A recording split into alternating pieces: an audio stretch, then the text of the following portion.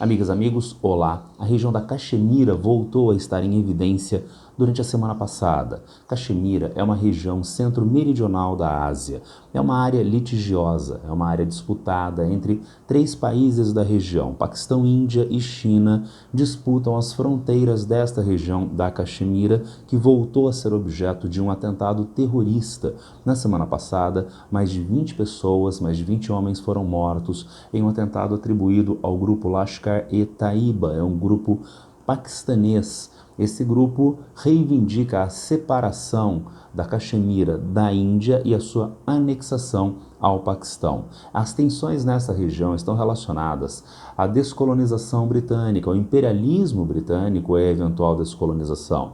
As tensões estão relacionadas com a formação histórico-cultural das populações nesta região e também, muito importante, é um recurso natural estratégico desde esta área, a água, recurso que na atualidade, no contexto de mudanças climáticas, de aquecimento global antropogênico, se torna mais perigoso, uma gestão mais perigosa entre os países da região. É o que nós vamos tentar averiguar no nosso videozinho de hoje para nós entendermos o atentado terrorista dessa semana e essas tensões na região. Primeiro nós temos aqui a manchete do G1 reproduzindo a AFP, ataque a turistas na Índia deixa mais de 20 mortos até a atualidade. O atentado foi no dia 22.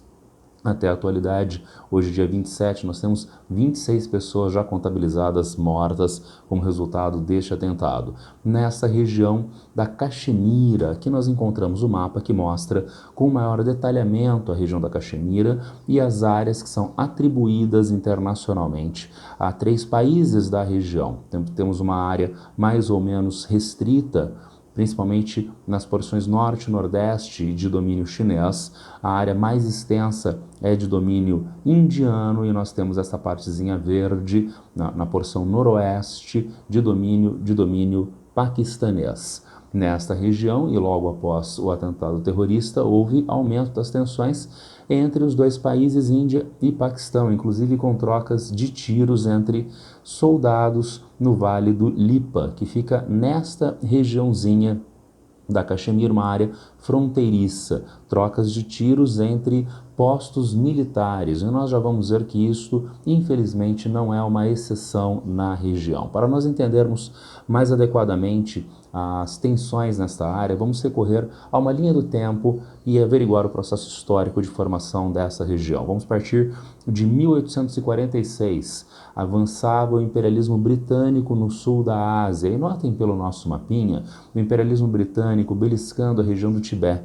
De onde vêm as tensões de hoje que nós encontramos entre Tibete e China? Estão enraizadas aqui, ó, século XIX, imperialismo britânico avançando pelo sul da Ásia e deixando o seu rastro de caos, né? Império da destruição do século XIX, início do século XX, papel atribuído hoje aos Estados Unidos. Nós vamos focar na Caxemira, né? Na Caxemira nós encontramos uma região de maioria de população muçulmana, mas esta região passou a se constituir como um estado principesco, um estado vassalo sob suzerania do imperialismo britânico, no qual o Reino Unido vai dar poder a um Marajá. Marajá é uma autoridade política indiana. Nós temos, portanto, controle britânico numa região de maioria de população muçulmana, com exercício de poder regional, exercício de poder local por uma autoridade política indiana. E daí nós tivemos a manutenção do imperialismo britânico nessas regiões do sul da Ásia até a Segunda Guerra Mundial. No pós-guerra há o rápido processo de descolonização, inclusive desta região. Em 1947, nós temos a independência da Índia e do Paquistão e do estado principesco até então de Jammu e Caxemira.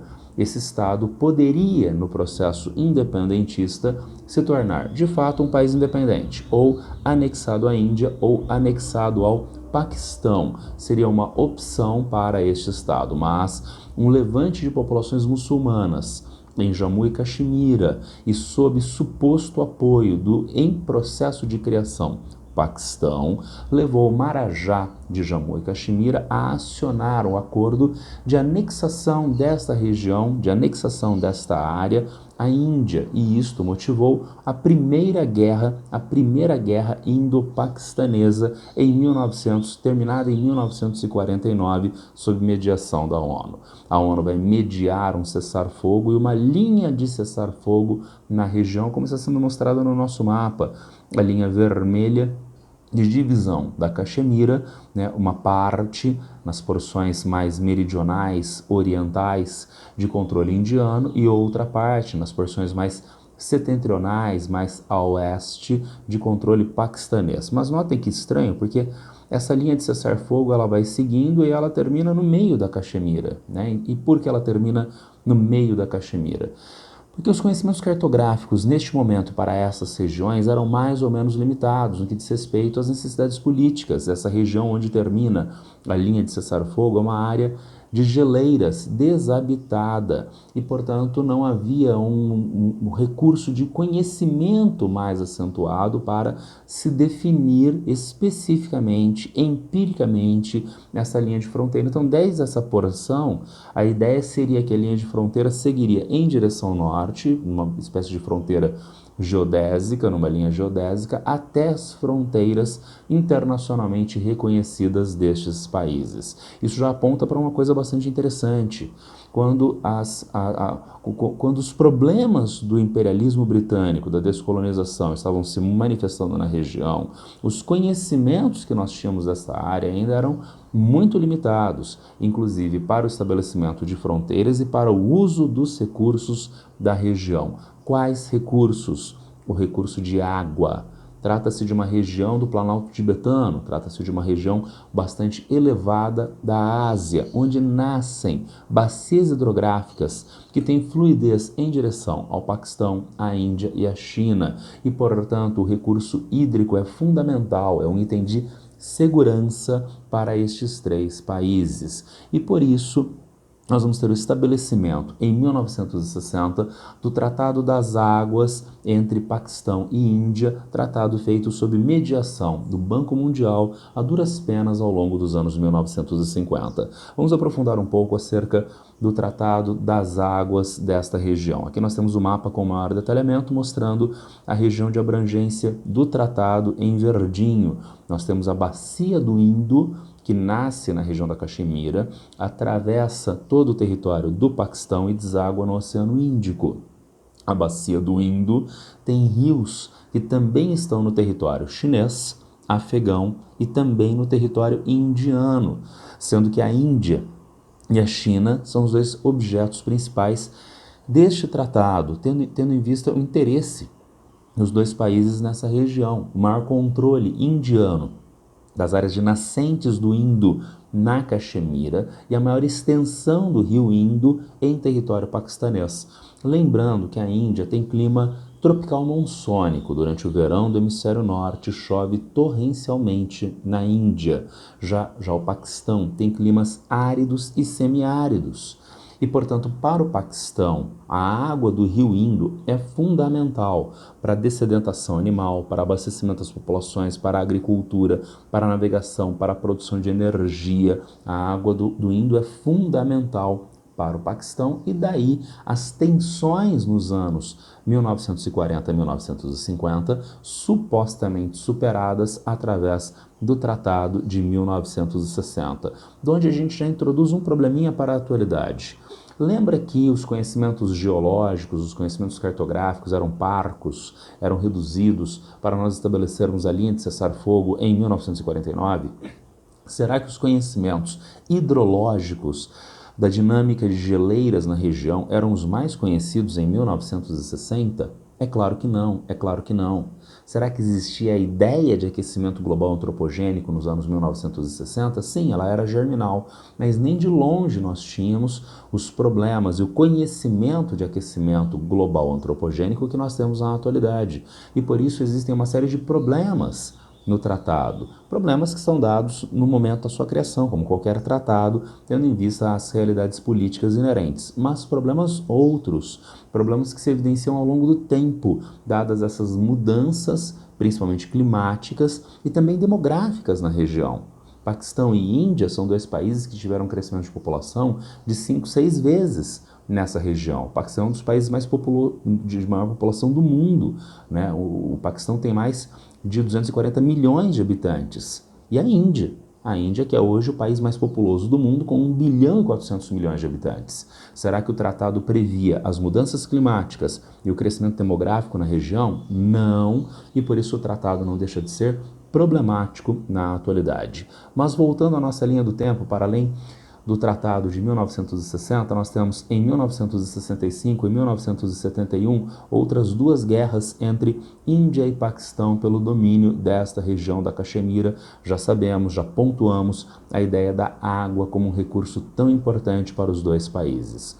A guerra de 1971 foi terminada com a constituição da atual linha de controle, uma espécie de evolução, na verdade, quase na mesma linha, né, na mesma configuração da linha de cessar-fogo de 1949, mas uma definição mais clara da chamada linha de controle de separação entre os dois países, entre o Paquistão e a Índia nessa região.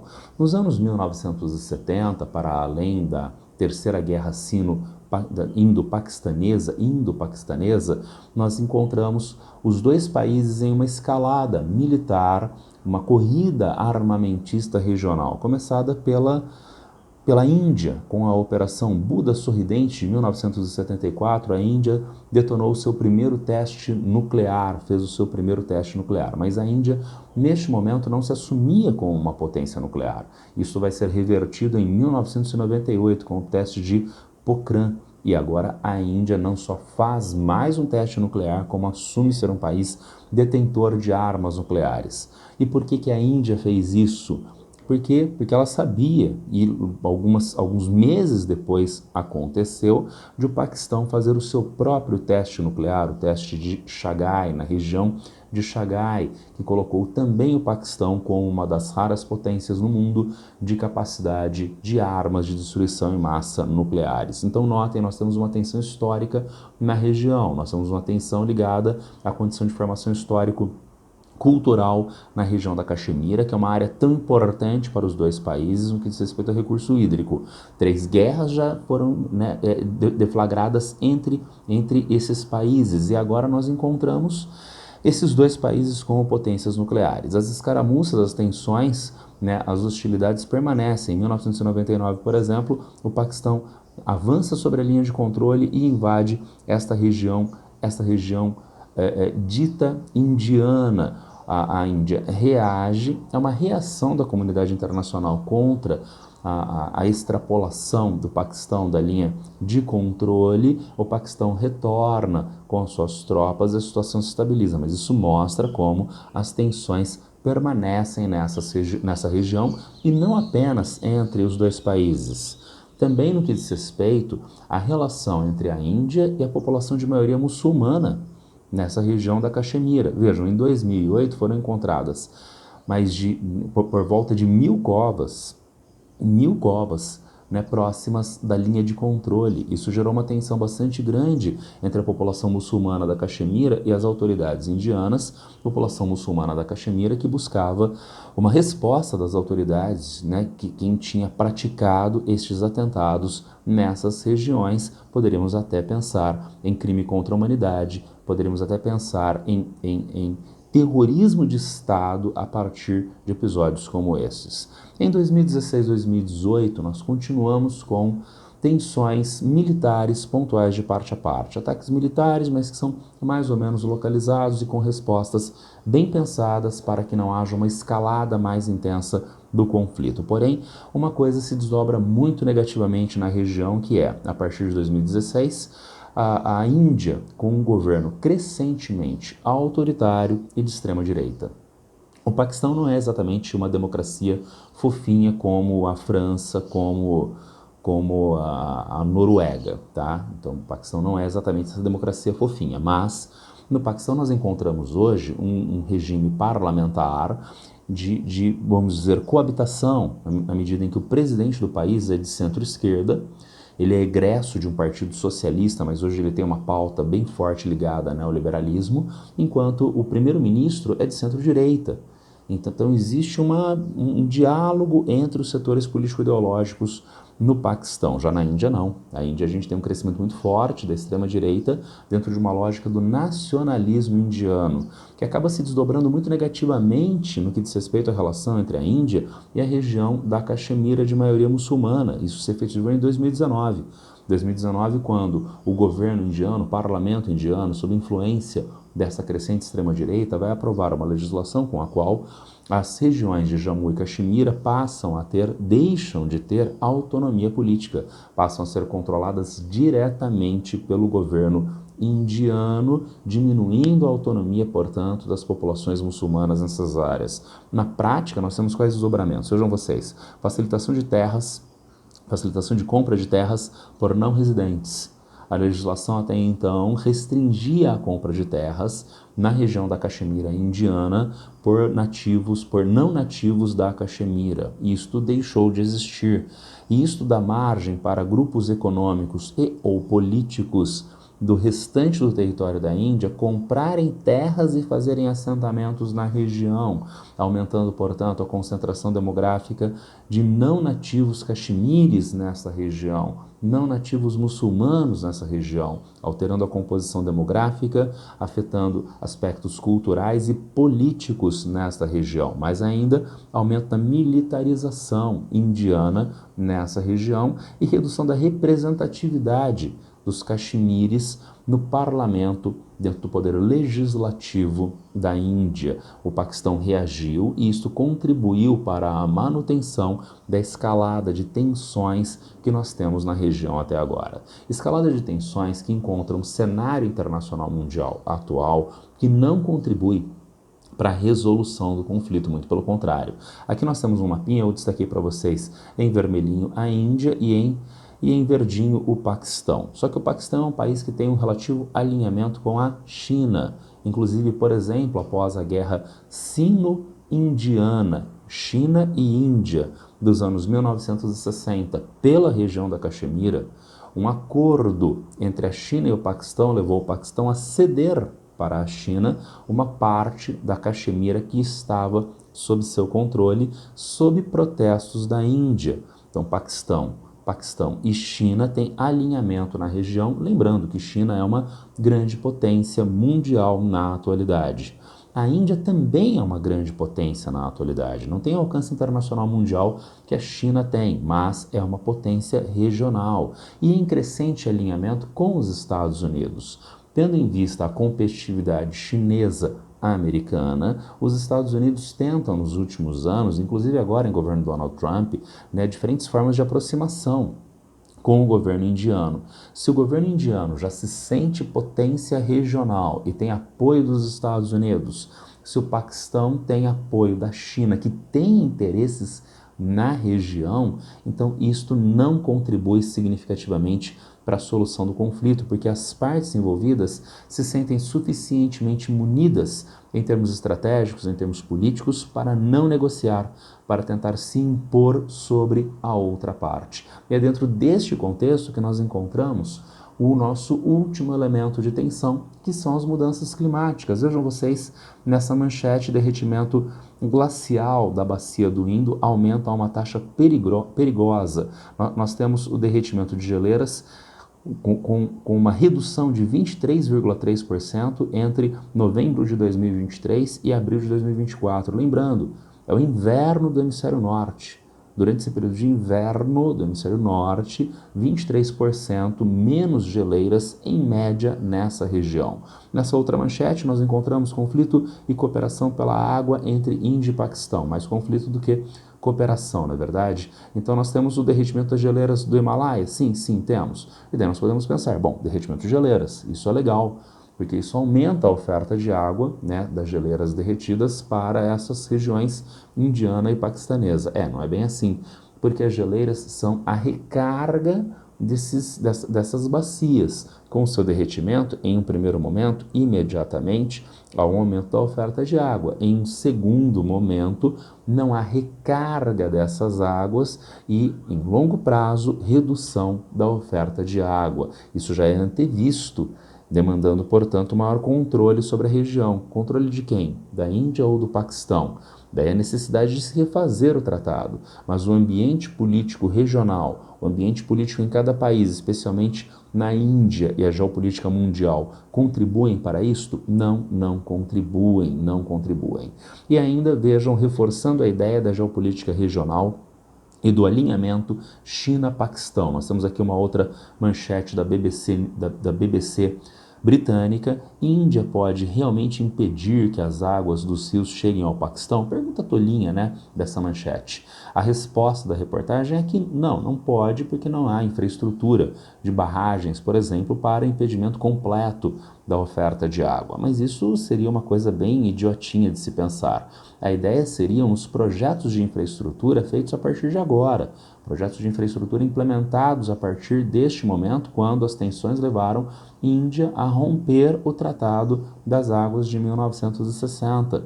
Esses projetos podem envolver, por exemplo, novos projetos de barragens, novos projetos de captação de água para irrigação, transposição de cursos d'água, semelhante ao que foi feito aqui no São Francisco. Só que com o tratado, esses projetos são previamente anunciados ao Paquistão, que aprovam ou não consensualmente com a Índia. Com a Índia saindo do Tratado das Águas, devido ao atentado recente da semana passada, a Índia pode implementar esses projetos sem anunciar e sem a anuência do Paquistão, sem anunciar ao Paquistão e sem a concordância do Paquistão, criando aí sim menor disponibilidade de água. Só que, como eu disse há pouco para vocês, o Paquistão tem um aliado forte na região que pode aumentar as tensões, que é a China. Vejam, a própria reportagem destaca em 2016, depois que a Índia alertou que sangue e água não podem fluir juntos após um ataque militante na Caxemira, administrada pela Índia, que a Índia atribuiu ao Paquistão, a China bloqueou um afluente do Yarlung Tsangpo, que se torna o Brahmaputra no nordeste da Índia. E logo na sequência, vejam, depois de construir diversas usinas hidrelétricas no Tibete, a China deu sinal verde para o que será a maior barragem do mundo no curso inferior do Yarlung Tsangpo, como disse o parágrafo anterior, que forma o Brahmaputra, que passa em território indiano. Essa usina hidrelétrica no rio Yarlung Tsangpo é objeto de um dos nossos videozinhos recentes aqui no GeoVest, um dos nossos podcasts recentes aqui no GeoVest no Spotify. Né? Trata-se do que virá a ser a maior usina hidrelétrica do mundo. Itaipu tem potencial de produção de 14 gigawatts. Três Gargantas tem capacidade de produção, tem potencial de produção de 23 gigawatts. Esta usina hidrelétrica tem projeto para 60 gigawatts. E notem, portanto, que a tensão de águas na região se prolifera, não apenas entre tradicional e mais intensamente Paquistão e Índia, como também crescentemente entre China e Índia nessa mesma região. Bom, era isso para hoje. Um videozinho sobre a geopolítica regional da água, com alguns elementos históricos, né, do imperialismo britânico e alguns elementos contemporâneos da geopolítica atual, em especial as mudanças climáticas que geram um componente de agravo dos problemas na região. É um tema bastante complexo. Quem tiver algum problema, alguma dúvida, é só me encontrar a qualquer tempo aqui nas redes sociais. Abraço para todas e todos e boa sorte.